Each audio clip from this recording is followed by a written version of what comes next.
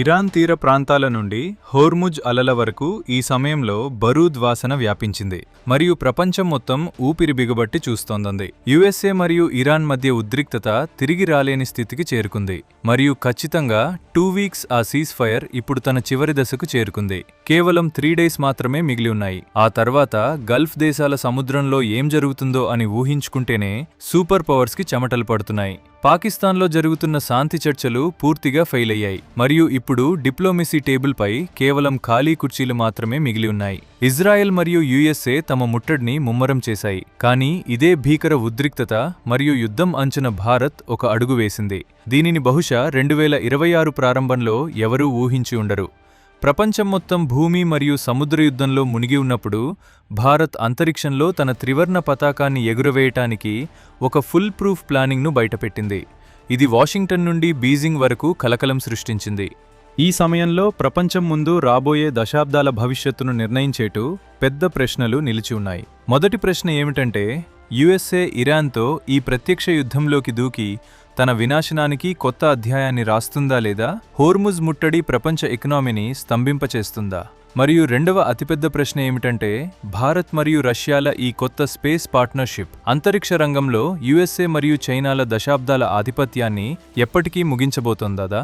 ఈ రెండు ప్రశ్నలకు సమాధానాలు ఈ రోజు వీడియోలో మీరు ఇంతకుముందెన్నడూ వినని కనెక్షన్లతో లభిస్తాయి. ఇది సాధారణ వార్త కాదు, ఇది మారుతున్న గ్లోబల్ పవర్ బ్యాలెన్స్ యొక్క వాస్తవం. ఇది ఇక దాగి ఉండదు. భారత్ ఇస్రో ద్వారా చేసిన ప్రకటన కేవలం ఒక స్పేస్ స్టేషన్ వార్త మాత్రమే కాదు, ఇది అంతరిక్షంలో భారత్ ఆధిపత్యం మొదలవడానికి అధికారిక సర్టిఫికేట్. ఇరాన్ మరియు యుఎస్ఏ మధ్య ఇప్పుడు జరుగుతున్నది ఒక పెద్ద తుఫాను ముందు వచ్చే నిశ్శబ్దం లాంటిది. స్ట్రెయిట్ ఆఫ్ హార్ముజ్ అంటే ప్రపంచంలోని 1/3 వంతు ఆయిల్ ప్రయాణించే మార్గం. ఇరాన్ తన ప్రయోజనాలకు విఘాతం కలిగితే ఈ మార్గాన్ని పూర్తిగా లాక్ చేస్తానని స్పష్టం చేసింది. యుఎస్ఏ యొక్క ఎయిర్ క్రాఫ్ట్ క్యారియర్లు అక్కడ చక్కర్లు కొడుతున్నాయి మరియు ఇజ్రాయెల్ మిసైల్స్ తమ టార్గెట్ను సెట్ చేస్తున్నాయి. కానీ గమనించాల్సిన విషయం ఏంటంటే, పాకిస్తాన్లో జరుగుతున్న రాజీ ప్రయత్నాలు దారుణంగా దెబ్బతిన్నాయి. అక్కడ శాంతి చర్చలు ఫెయిల్ అవ్వడం, ఇక మాటలు ఉండవు, కేవలం బుల్లెట్స్ మరియు మిసైల్స్తోనే సమాధానం ఉంటుందనడానికి నిదర్శనం. సీజ్ ఫైర్ డెడ్ లైన్ దగ్గర పడుతున్న కొద్దీ గ్లోబల్ మార్కెట్లో క్రూడ్ ఆయిల్ ధరలు ఆకాశాన్ని తాకుతున్నాయి. కానీ ఇదే సమయంలో భారత్ తన దృష్టిని సముద్రం నుండి నేరుగా ఆకాశం వైపు మళ్లించింది. భారతదేశపు ఇస్రో రష్యాతో కలిసి భారతీయ అంతరిక్ష స్టేషన్ అంటే BASకి సంబంధించి ఇచ్చిన తాజా అప్డేట్ యుఎస్ఏ నిద్రను చెడగొట్టింది. భూమిపై యుద్ధముప్పు ఉన్నప్పుడు స్పేస్ గురించి ఎందుకు అని మీరు ఆలోచిస్తూ ఉండొచ్చు. అసలైన శక్తి ఎవరి దగ్గర ఉంటుందంటే, పైనుండి ప్రతిదీ చూడగలిగే మరియు కంట్రోల్ చేయగలిగే సామర్థ్యం ఎవరికి ఉంటుందో వారికే. భారత్ మరియు రష్యాల ఈ స్నేహం ఇప్పుడు కేవలం ట్యాంక్స్ మరియు ఫైటర్ జెట్స్కే పరిమితం కాలేదు. ఇప్పుడు మనం కలిసి అంతరిక్షంలో మన ఇంటిని నిర్మించుకోబోతున్నాం. రష్యా తన ఏళ్లనాటి సోయూజ్ మరియు మిర్ స్పేస్ స్టేషన్ యొక్క టెక్నాలజీని భారత్తో పంచుకోవటానికి సిద్ధమైంది. ఇదే రష్యా ఒకప్పుడు యుఎస్ఏకు చుక్కలు చూపించింది. ఇప్పుడు అదే అనుభవం భారత్కు ఉపయోగపడబోతోంది. భారతీయ అంతరిక్ష కేంద్రం చిన్న ప్రాజెక్ట్ కాదు, ఇది గత కొన్నేళ్లుగా మనం కంటున్న పట్టుదల ఫలితం. 2026 సంవత్సరం భారత్కు టర్నింగ్ పాయింట్ కాబోతోంది. ఎందుకంటే ఇస్రో తన అత్యంత బరువైన రాకెట్ LVM-3ని ఈ మిషన్ కోసం పూర్తిగా సిద్ధం చేసింది. రష్యా మనకు అంతరిక్షంలో మనుగడకు అత్యంత అవసరమైన లైఫ్ సపోర్ట్ సిస్టమ్ మరియు డాకింగ్ టెక్నాలజీని అందించబోతోంది. చైనాకు తన సొంత తియాంగాంగ్ స్పేస్ స్టేషన్ ఉంది మరియు ఇంటర్నేషనల్ స్పేస్ స్టేషన్ ISS ఇప్పుడు తన చివరి రోజుల్లో ఉంది. ఇటువంటి సమయంలో యుఎస్ఏ మరియు పాశ్చాత్య దేశాలు అంతరిక్షంలో ఒంటరి అవుతున్నప్పుడు భారత్ తన జెండాను పాతి మేము ఎవరికీ తక్కువ కాదని ప్రపంచానికి చాటి చెబుతుంది. రష్యా మరియు భారత్ల ఈ జోడీ ఎందుకు ప్రమాదకరం అంటే, రష్యా దగ్గర ప్రపంచంలో ఏ దేశం దగ్గర లేని డాటా మరియు ఎక్స్పీరియన్స్ ఉంది. యుఎస్ఏ ఎప్పుడూ భారత్ తన వెంటే ఉండాలని కోరుకుంది, కానీ భారత్ తన సొంత మార్గాన్ని ఎంచుకుంది. రష్యాతో కలిసి మనం నిర్మిస్తున్న స్పేస్ స్టేషన్ యొక్క మొదటి మాడ్యూల్ లాంచింగ్ సన్నాహాలు ఇప్పుడు ఫైనల్ స్టేజ్లో ఉన్నాయి. ఈ స్పేస్ స్టేషన్ భారత్కు ప్రపంచవ్యాప్త స్పైయింగ్, కమ్యూనికేషన్ మరియు నావిగేషన్ను మన చేతుల్లోకి తీసుకునే శక్తినిస్తుంది. సముద్రంలో యుఎస్ఏ మరియు ఇరాన్ పోరాడుతున్నప్పుడు భారత్ కళ్ళు అంతరిక్షం నుండి ప్రతి మూమెంట్ను గమనిస్తూ ఉంటాయి. మళ్లీ ఇరాన్ విషయానికొస్తే, అక్కడ పరిస్థితి ఏమిటంటే సీజ్ ఫైర్ ముగియడానికి కేవలం కొన్ని గంటలు మాత్రమే మిగిలి ఉన్నాయి.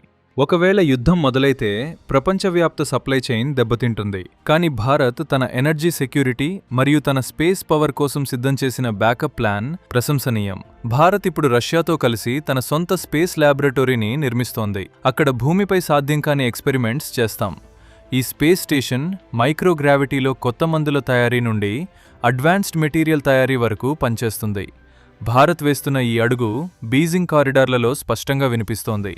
భారత్ మరియు రష్యా ఒకటైనట్లయితే ఆసియాలో తన ఆధిపత్యం ముగిసిపోతుందని చైనా భయపడుతోంది. స్పేస్లో భారత్ చేస్తున్న ఈ హడావిడి కేవలం ఒక మెషిన్ లాంచ్ చేయటం మాత్రమే కాదు. ఇది మన సైంటిస్టుల కష్టం మరియు మన దేశ నాయకత్వ దూరదృష్టి ఫలితం.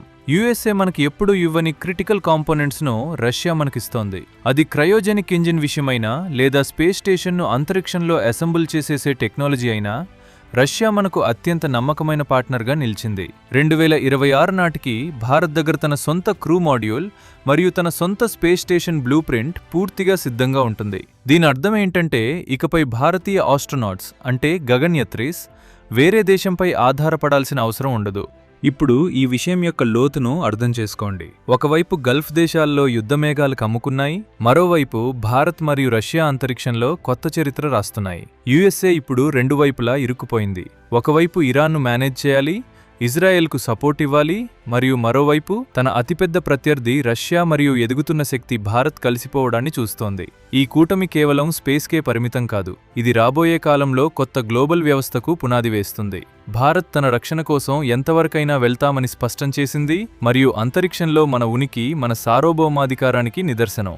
భారతీయ అంతరిక్ష కేంద్రం యొక్క టెక్నికల్ డీటెయిల్స్ గురించి మాట్లాడితే ఇది చాలా సరళంగా మరియు ప్రభావవంతంగా డిజైన్ చేయబడుతోంది. దీనిని వేర్వేరు భాగాలుగా లేదా మాడ్యూల్స్గా పంపి అంతరిక్షంలోనే అనుసంధానిస్తారు. మనం బ్లాక్స్ ఆటలో ఒక్కో బ్లాక్ కలిపి ఒక టవర్ నిర్మించినట్లుగా ఇస్రో మరియు రష్యా ఏజెన్సీలు కలిసి ఈ స్టేషన్కు ఒక రూపాన్నిస్తాయి. ఇందులో నివసించడానికి క్వార్టర్స్, రీసెర్చ్ కోసం ల్యాబ్ ఉంటాయి మరియు ముఖ్యమైన విషయం ఏమిటంటే ఇది భారత భవిష్యత్తు మూన్ మిషన్ అంటే చంద్రయాన్ తదుపరి దశలకు ఒక బేస్ క్యాంప్ లాగా పనిచేస్తుంది. ఊహించుకోండి, మన అంతరిక్ష యాత్రికులు చంద్రుడిపైకి వెళ్లే ముందు ఈ స్టేషన్లో ఆగి అక్కడి నుండి తమ ప్రయాణాన్ని కొనసాగిస్తారు. ఇరాన్ మరియు యుఎస్ఏ ఉద్రిక్తత భారత్కు ఒక సవాలు అనడంలో సందేహం లేదు. ఎందుకంటే మన జనాభా అక్కడ చాలా ఉంది మరియు మన వ్యాపారం దాంతో ముడిపడి ఉంది. కానీ భారత్ ఈ సవాలును అవకాశంగా మార్చుకుంది. మేము కేవలం మా సరిహద్దులను మాత్రమే కాకుండా మొత్తం మానవాళి కోసం అంతరిక్షంలో కొత్త తలుపులు తెరుస్తున్నామని ప్రపంచానికి చూపించాం. రష్యా తోడు దొరకడం భారత్కు సోనే పే సుహాగా లాంటిది. రష్యా దగ్గర ఉన్న బరువైన రాకెట్ టెక్నాలజీ మరియు భారత్ దగ్గర ఉన్న తక్కువ ఖర్చుతో కూడిన యాక్యురేట్ ఇంజనీరింగ్ కలయిక ప్రపంచానికి ఒక అద్భుతం. రాబోయే కొద్ది నెలల్లో ఇస్రో ఒకదాని తర్వాత ఒకటి అనేక పెద్ద టెస్ట్స్ చేయబోతోంది. ఈ పరీక్షలు నేరుగా భారతీయ అంతరిక్ష కేంద్రం యొక్క పటిష్టతను తనిఖీ చేయడానికుంటాయి. రష్యాతో జరిగిన డీల్ ప్రకారం భారతీయ సైంటిస్టుల ఒక పెద్ద టీం ఇప్పుడు రష్యన్ స్పేస్ సెంటర్స్లో ట్రైనింగ్ తీసుకుంటున్నారు. ఈ ట్రైనింగ్ కేవలం రాకెట్ ఎగురవేయటం గురించి మాత్రమే కాదు, అంతరిక్షంలో నెలల తరబడి ఉండటం మరియు అక్కడ క్లిష్టమైన యంత్రాలను రిపేర్ చేయడం గురించి కూడా. రష్యా, యుఎస్ఏ మరియు చైనాలతో కూడిన ఆ ఎలీట్ క్లబ్లో భారత్ ఇప్పుడు చేరబోతోంది. ఈ మొత్తం కథలో అత్యంత ఉత్కంఠభరితమైన మడుపు 2026 డెడ్ లైన్. ఈ ఏడాది చివరి నాటికి మనకు స్పేస్ స్టేషన్ మొదటి భాగం యొక్క నమూనా కనిపించవచ్చు. ఆ సమయంలో ప్రపంచం దృష్టి మొత్తం భారత్ పైనే ఉంటుంది. యుఎస్ఏ యొక్క స్పేస్ ఏజెన్సీ నాసా కూడా ఇప్పుడు భారత్ వైపు ఆశగా చూస్తోంది. ఎందుకంటే భవిష్యత్తు స్పేస్ ఎకానమీలో భారత్ను విస్మరించడం అసాధ్యమని వారికి తెలుసు. కానీ భారత్ తన విధేయతను మరియు తన స్నేహాన్ని రష్యాతో కొనసాగించింది. ఇది మనం పాత స్నేహితులను ఎప్పటికీ మర్చిపోమని చూపిస్తుంది. ఇరాన్తో యుద్ధం వస్తే దాని ప్రభావం నేరుగా డాలర్ మరియు గ్లోబల్ ట్రేడ్పై పడుతుంది. కానీ భారత్ యొక్క సొంత స్పేస్ స్టేషన్ మనకిచ్చే ఆత్మనిర్భరత విలువ కోట్లాది డాలర్లలో కూడా లెక్కించలేము. మనకు సొంత స్పేస్ స్టేషన్ ఉండటం అంటే మనకు సొంత ఇంటర్నెట్ ఉంటుంది, సొంత జీపీఎస్ ఉంటుంది మరియు మన సైన్యం దగ్గర శత్రువుల ప్రతి ఎత్తుగడను కనిపెట్టే కళ్ళు ఉంటాయి.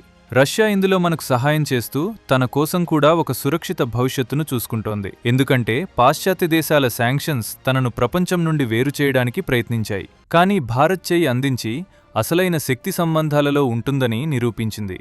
సీజ్ఫైర్ ముగియడానికి సమయం దగ్గర పడుతున్న కొద్దీ భారత్ అంతరిక్ష సన్నాహాలు మరింత వేగవంతం అవుతున్నాయి. ప్రపంచం ఒక పెద్ద సంక్షోభం వైపు వెళ్తున్నప్పుడే భారత్ తన అతిపెద్ద విజయాన్ని ప్రకటించడం కేవలం యాదృచ్ఛికం కాదు, ఇది ఒక ఆలోచనాత్మకమైన వ్యూహం. భూమిపై ఎంత అలజడి ఉన్నా భారత్ అభివృద్ధి మరియు దాని చేరువ ఇక ఆగదని మేం ప్రపంచానికి సందేశం ఇస్తున్నాం. మేము ఇప్పుడు నక్షత్రాలను చేరుకోవటానికి సిద్ధంగా ఉన్నాం మరియు ఏ శక్తి మమ్మల్ని ఆపలేదు. భారత్ యొక్క ఈ కొత్త అవతారం పూర్తిగా జాతీయవాద గౌరవంతో నిండుంది. భారత్ స్పేస్ సూపర్ పవర్గా మారడాన్ని చూస్తున్న తరంలో మనం జీవిస్తున్నందుకు ప్రతి భారతీయుడు గర్వపడాలి. 2026 సంవత్సరం చరిత్ర పుటల్లో సువర్ణ అక్షరాలతో రాయబడుతుంది. గల్ఫ్ యుద్ధం గురించి చింతించకుండా అంతరిక్షంలో తన ముద్ర వేయాలని భారత్ నిర్ణయించుకున్న ఏడాది ఇది. రష్యా మద్దతు మనకు అంతర్జాతీయ ఒత్తిడి నుండి కాపాడే ఒక కవచం లాంటిది. ఆసియాలో తనే ఒక్కగానొక్క శక్తిగా ఉండాలనుకునే చైనాకు ఈ పార్ట్నర్షిప్ ఒక హెచ్చరిక.